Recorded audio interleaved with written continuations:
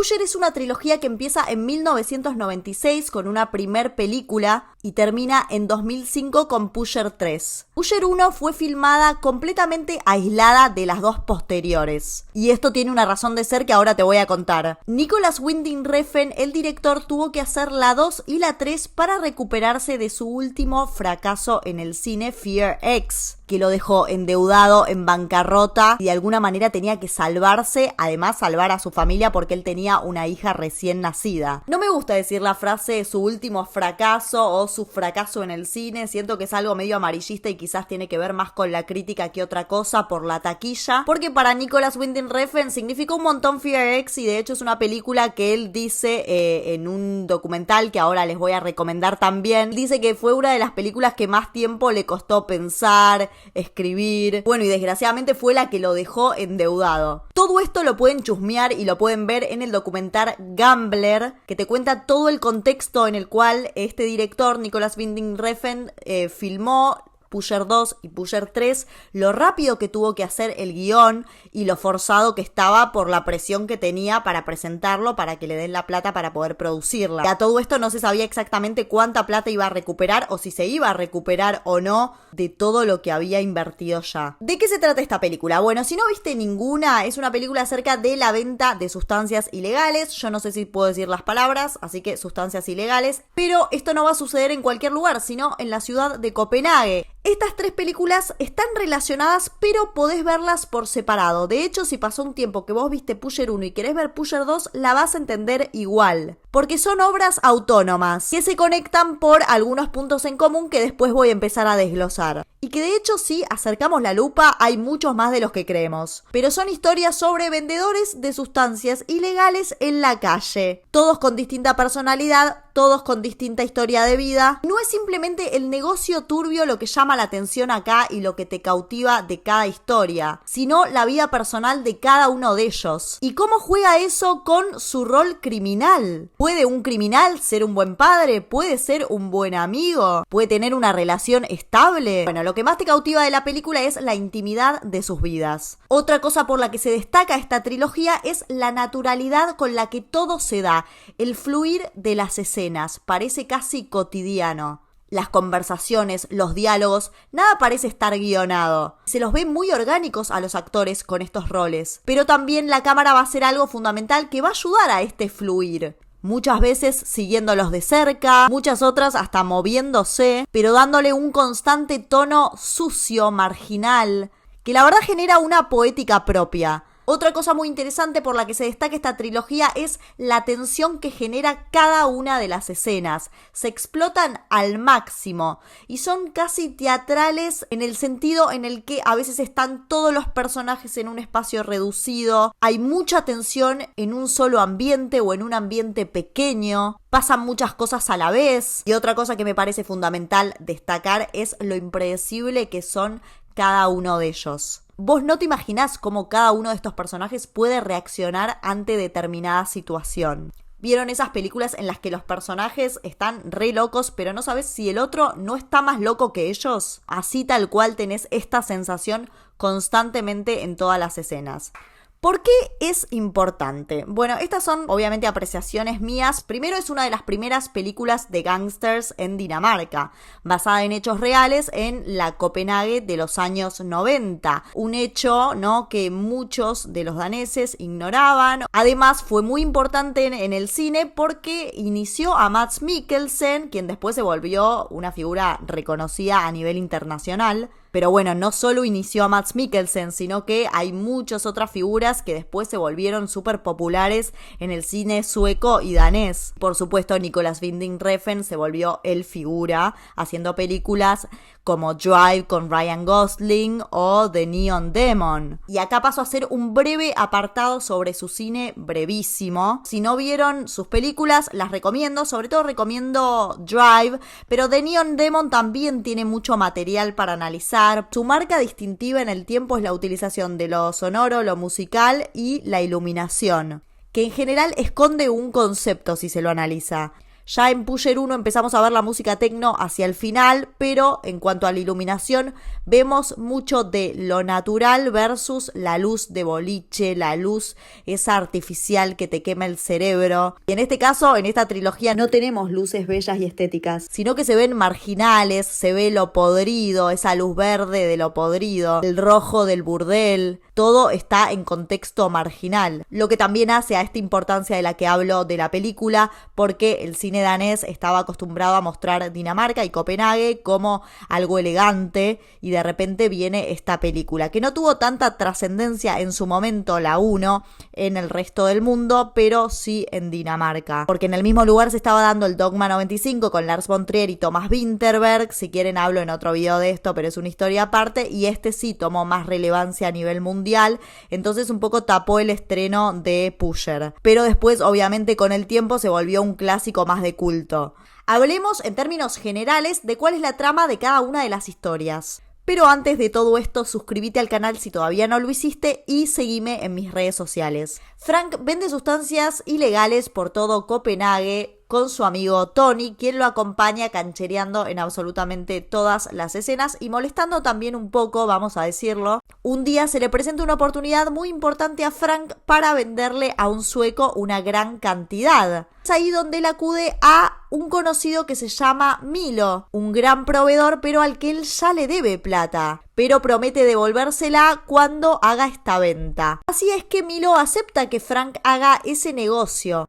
El tema va a estar en que esta venta sale frustrada, así que Frank queda en la cárcel y con una deuda enorme con Milo. Lo sueltan por falta de pruebas, le dicen que su amigo Tony lo traicionó, por lo que va a pegarle desenfrenadamente hasta dejarlo en el piso. Y durante toda la película vas a ver qué cosas hace para poder conseguir la plata y que Milo le perdone la vida. A todo esto tiene una relación con una chica que se dedica a la prosti, a quien no quiere como una novia oficial, por más de que pareciera que viven juntos. Y esto es un problema porque él se involucra con ella, pero le pone distancia, lo que va a hacer que ella lo quiera a él todo el tiempo, pero no pueda tenerlo como ella quiere. Frank nunca termina de tener toda la plata que le debe a Milo, pero consigue algo de plata vendiendo unas sustancias y se las termina llevando su pareja, con quien tuvo una relación tóxica durante toda la película. Así es que esto termina con Frank completamente solo y perdido en el centro de Copenhague, sin saber qué hacer porque ya no tiene nada.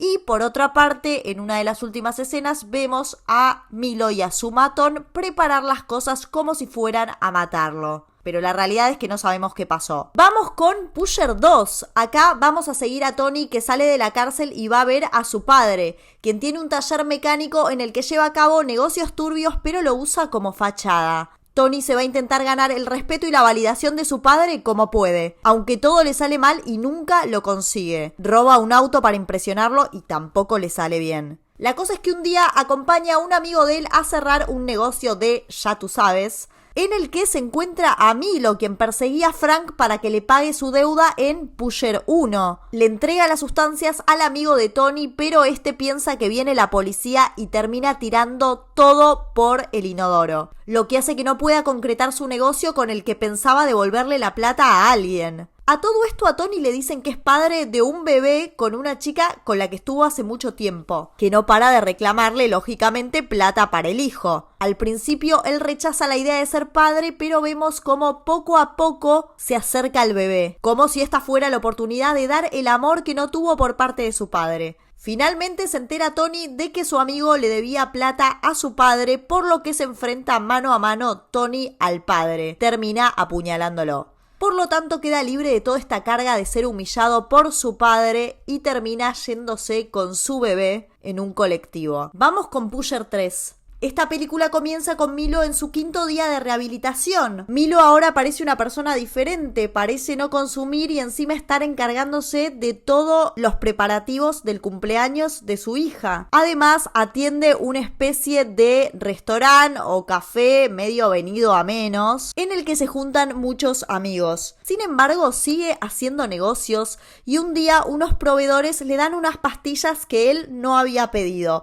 y le encargan que haga todo lo posible para venderlas. Como él no vende esas sustancias, se ofrece un tal Mohamed que parece saber a quién vendérselas en Aarhus, y Milo desconfía de él, pero termina otorgándole este trabajo. Porque a todo esto él está muy centrado en que todo en el cumpleaños de su hija salga espectacular. Hago una parte para decir que es una de las primeras veces que vemos en esta saga de películas un salón elegante. Y esto creo que tiene que ver o está en paralelo con que él está limpio. Se refleja de alguna forma algo no tan marginal. Porque si bien él sigue en los negocios, no está sumergido ni hundido como estaba antes en consumir. Entonces se da el cumpleaños de su hija, este Mohamed nunca vuelve con la plata y Milo queda como deudor ante esta gente. Así que les va a deber un favor bastante grande. ¿Y para qué? Esta gente le cae a su restaurante con una chica que tienen medio secuestrada para ofrecerla a una madama. A todo esto Milo está trabajando en el café, en este restaurante de mala muerte, viendo cómo sucede la secuencia. No sabe cómo reaccionar ni tampoco está muy de acuerdo con la situación, por lo que cuando puede deja que la chica se escape y a uno de ellos. Y seguido de eso, al otro. Encuentran finalmente a Mohamed y lo agarran Milo y quien era su matón en la película 1, que ahora está retirado. Lo amenazan para saber qué pasó con la plata de la venta de las pastillas, a lo que Mohamed dice reiteradas veces que las pastillas en realidad eran caramelos y que a quien estafaron fue a Milo. Y terminan Milo y su ex matón arreglando el problema que tienen ahora, que es los cuerpos en el restaurante de Milo. Lo hacen de una manera muy asquerosa pero digna del personaje de Milo, que es amante de la comida. Y llegamos al final, Milo termina yendo a la casa de su hija para ver qué tal estuvo todo. Y termina también en soledad, como todos los personajes, mirando la pileta vacía. Y me olvidé de mencionar que él vuelve a consumir. ¿Cómo se entrecruzan estas historias? Primero es el mismo mundo criminal. Copenhague ya es chico y ya se conocen todos, esto ya lo hablé en otro video, pero imagínate encima en el mundo criminal. Cada uno sabe perfectamente quién es el otro. Pusher 1 va a estar protagonizada por Frank, Pusher 2 por Tony y Pusher 3 por Milo. Todos aparecen en la 1. El personaje de Tony es un personaje bastante secundario porque llega como hasta menos de la mitad de la película, creo que ya desaparece por la pelea con Frank. Milo, bueno, es una pieza clave antagonista de Pusher 1. Y Frank, bueno, desaparece por completo, no lo volvemos a ver, pero tenemos una información acerca de él y se habla de él en Pusher 2, cuando Milo se encuentra por un negocio que va a ser un amigo de Tony con Milo. Milo le pregunta a Tony: ¿y Frank lo volviste a ver? ¿Está en Dinamarca? Y Tony dice que no sabe. Así que nos da a entender que el vínculo entre ellos está roto. Y además también me deja pensando, ¿Milo sabrá algo? ¿Milo lo habrá matado? ¿Qué habrá pasado ahí? En Pusher 3 aparece el ayudante de Milo de nuevo, el ayudante de la 1, que ahora tiene un restaurante, un café, tiene un negocio y está retirado de todo lo que es turbio, pero le da una ayuda a Milo hacia el final de Pusher 3. A nivel cronológico, lo que podemos decir es que las historias se dan en orden, pero parece que un tiempo pasó entre cada una de ellas, aunque a algunos personajes se le nota y a otro no. El ayudante de Milo está exactamente igual que en la 1. Igual bien por el actor, porque de 1996 a 2005... Algo interesante de ver es cómo se conservan algunas características de los personajes. Por ejemplo, Tony en la película 1 era siempre el infantil, el canchero. En la película 2 también se va a conservar un poco esa personalidad y todos lo van a tomar de esa forma a él. Pero Tony en este caso va a querer dar una imagen más de tipo serio, de persona en la que podés confiar, y obviamente se va a enfrentar a la paternidad. Se le va a presentar un hijo que tiene. Entonces, de alguna forma va a tener que dejar de ser ese adolescente que él era en la película 1, por ejemplo. En el caso de Milo también se conservan cosas de su personalidad, por ejemplo, esta cosa de estar todo el tiempo en contacto con la comida, con la cocina. En la 3 va a tener un restaurante, va a ser comida, aunque en el caso de Milo para mí perdió bastante humor el personaje. Entiendo que la idea es hacerlo a él crecido y esto tiene sentido porque hay una de las líneas que le dice Mohamed, creo, si mal no recuerdo, le dice: se nota que estás envejeciendo. Entonces bueno, con eso se nos justifica que su personalidad es un poco distinta. También bueno,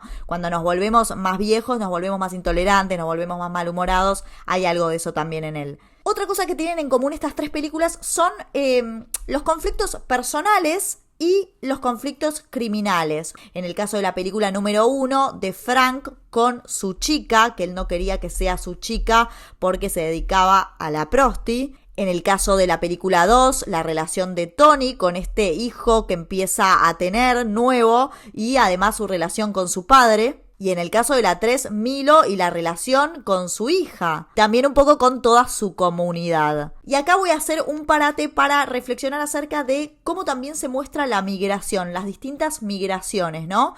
Tenemos ya en la 3, creo que hay turcos, está el serbio. En la 2 hacen referencia a un árabe. Creo que en la 3 también hay un polaco, el que lleva a la chica al lugar de Milo. Entonces, todo el tiempo se hace referencia a la marginalidad en Copenhague, pero no solo a la marginalidad en términos criminales, sino también de comunidad. Fíjense que a Milo en la película 3 le cuestionan mucho cómo habla danés. Yo esto ya lo había observado en la película número 1, no es algo que cualquiera observa porque la verdad que nadie habla danés. Me resultó interesante cómo en la película 3 lo desafía otra persona con ascendencia de otro país, Mohamed, que no sabemos bien, no me acuerdo si era turco o de dónde era. Pero él mismo cuestiona la pronunciación de Milo. Y acá observamos cómo hay peleas entre ellos, cuando deberían estar todos un poco en la misma. Hablemos ahora del ambiente en las 3 películas.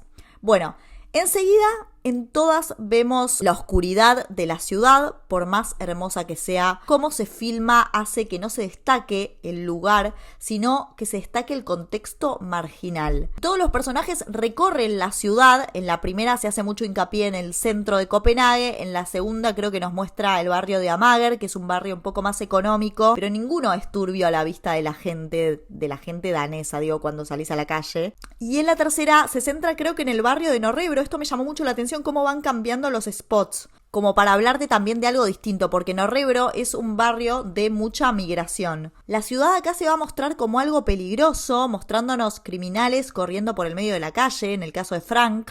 El trato de todos con todos en las películas es desagradable y asqueroso. En la película 2 vamos a tener en reiteradas ocasiones el tema de Tony tocándose sus partes, luego tocando la comida, luego agarrando al bebé, luego agarrando un cigarro. La comida acá nunca se ve como algo tentador. Y en el ambiente y sobre todo en cada uno de los planos va a haber algo asqueroso, algo desprolijo. Me gusta pensar el hecho de que el ambiente afecta a los personajes y que esa imposibilidad por hacer las cosas bien tiene que ver con su entorno. En gran parte de sus películas, Nicolas Winding Refn optó por grabar con cámara en mano, generando así que el espectador perciba a los protagonistas con una sensación de total inestabilidad. Además de hacerte sentir que estás ahí con ellos yendo de un lado hacia el otro. Acá no hay estética de crimen cuidado. Y esto lo digo con respecto al cine yankee. También porque es lo que le da la impronta a la película. El hecho de que todo sea descuidado, todo sea descontrol, todo sea asqueroso.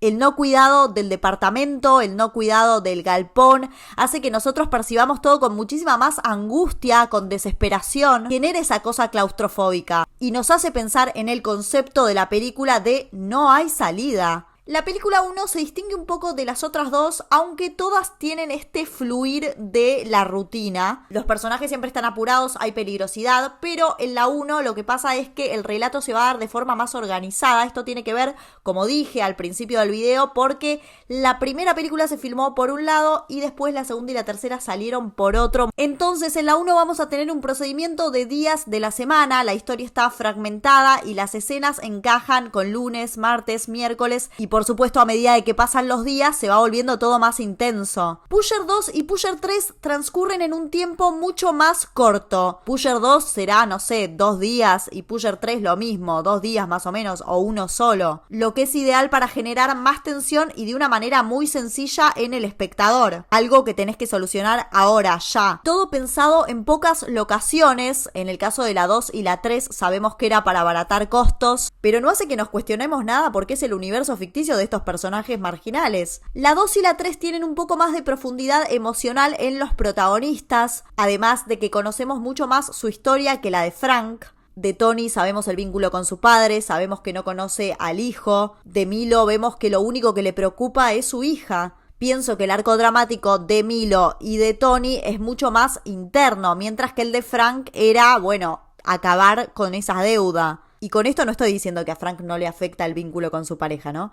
Solo que la película va más por otro lado. Tony empieza buscando el respeto de su padre, de hecho tiene un tatuaje muy característico e irónico que dice respect, que es básicamente lo que nadie hace con él. Termina dándose cuenta de que no es respetado por nadie, llevándose a la única persona que lo puede llegar a respetar, que es un hijo. También creemos que podría estar rompiendo con el mundo criminal con este gesto. En el caso de Milo creo que hay algo muy existencial en esta tercera película, porque por un lado él tiene toda esa carga de haber sido el mejor de su época, el mejor proveedor, y se cruza con que ya está viejo no solo para ese mundo, sino también para todo lo que tiene que solucionar a raíz de esos negocios, como de lo que viene de hacer al final de Pusher 3. Entonces vemos como un intento fallido de querer salir de ese mundo. Por un lado él queriendo estar limpio sin consumir, pero después vuelve a caer, queriéndose preocupar por el cumpleaños de su hija, pero termina no estando para solucionar estos problemas criminales. Y esta escena a lo último de él entrando a lo de su hija diciéndole ¿y cómo estuvo todo? Y la hija preguntándole ¿dónde estabas?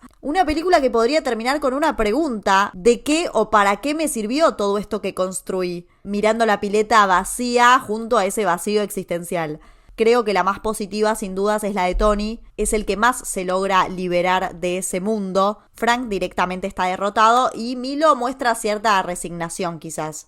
Si bien sabemos que Nicolas Winding Refn se hubiera quedado solo con Pusher 1 o por lo menos hubiera esperado un poco más para hacer Pusher 2 y Pusher 3, porque fue algo que, como dije al principio del video, hizo de manera forzosa para recuperarse de su deuda. La verdad es que para mí la trilogía funciona muchísimo mejor que si hubiera sido una sola película, porque además de darle mucho más contexto a este mundo de criminales, se le da más profundidad a los personajes, podemos especular acerca de qué le pasó a Frank y hasta te da pie a sacar muchas más películas de este contexto, aunque sé que no va a suceder. Y aunque como cierre final Pusher 3 a mí me encanta porque significa un poco la vejez, pero siento que habilita mucho el diálogo entre estas tres películas. En la 2 y en la 3 se refuerza el concepto de Pusher, de no hay salida, pero además hay algo de lo humano, entra a jugar todos los sentimientos, Tony queriéndose sentir aceptado, validado, Milo con otras preocupaciones, que son como ítems que no se llegaron a desarrollar tanto quizás en la película 1, aunque la amo, o que estaban muy por debajo en esta relación de, no sé, Frank cuando va a ver a la madre, o Frank con su relación de pareja, pero esto estaba casi de fondo. Bueno, ¿qué opinan de todo esto? Quiero leerlos en comentarios, si les gusta esta trilogía, si les gusta cómo funcionan así como trilogía, o creo que se justifican y muy bien, les di mis razones y fuimos analizando el vínculo entre las tres historias. Nos vemos en el próximo video.